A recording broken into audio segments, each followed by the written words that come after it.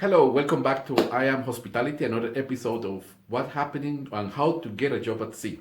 My name is Mario Alberto. We already went through a few things of how to apply, how to look for a job with an agency or directly with the companies, what documentation you may need, and getting ready to get that job, and how to pass that interview. So what we're talking today, it will be totally about what is happening the day before and the day that you join the vessel.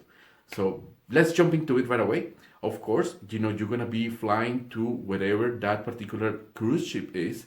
So you're going to go from your home country to wherever that vessel is. It could be anywhere around the world. It could be in the Far East. It could be in America. It could be anywhere. Just make sure that you, the day before, you pack your things. You check few essential things that you cannot miss. Without that documents, you will not be able to move forward. Your passport, your certificates, your medical certification that shows that you are fit for duty at sea, all these safety certificates, regardless of what position you do, you will need at least one of them. Your Siemens book, if you do have one. And of course, make sure that you have the joining letter. The joining letter is a letter that the company will give you that will allow you to pass through immigration, in case that they ask you, because when we are a seaman, you have to do a different type of immigration procedures, not like a regular tourist. And of course, you will have important information like a deport agent telephone number, 24 hours emergency number, the address of your hotel where you're going to stay, the times of picked up, what time they're going to pick you up from the airport, if they will, or you need to take a regular shuttle bus to the airport, or if you're going to have to wake up early in the morning or later on to go and join the vessel. Once you get into the hotel, you flew from home, now you're excited, you arrive to your destination, you go to the hotel, make sure that you find out what time is the pickup time in the morning to take you to the vessel, because you don't want to miss that. Once you arrive there, make sure that you are already have a good breakfast, because that day will be busy. It will be extremely busy, it will be full of things to do. So what's going to happen when you arrive to the pier? Most likely the human resources or the head of department, so one representative of your head of department will be there to welcome you and give you a set of lists of different forms.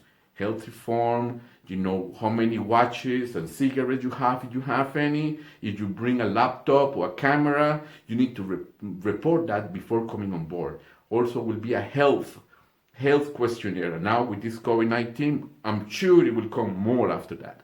So after you do all this type of documentation, they will take you on board and also will give you a schedule of what type of trainings will happen in the next 2 weeks.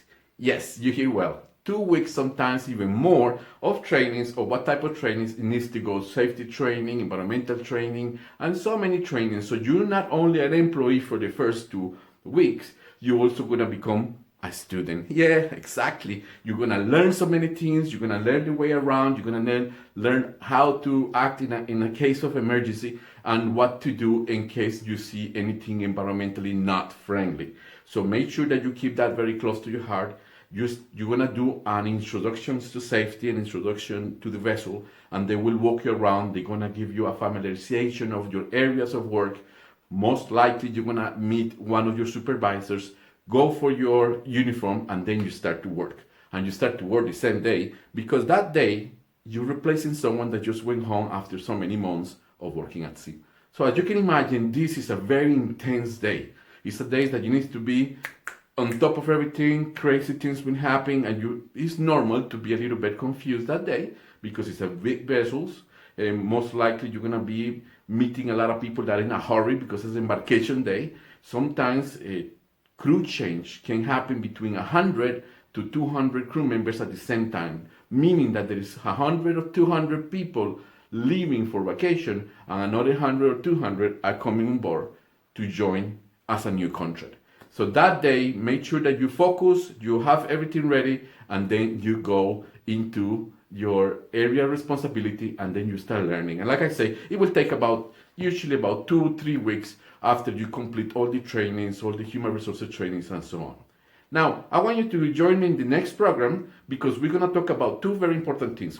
Number 1, what to pack. What do I bring in a cruise ship when I go to work there? And number 2, what to do and what not to do when you're on board. All right? So I'll see you. Please subscribe to my channel.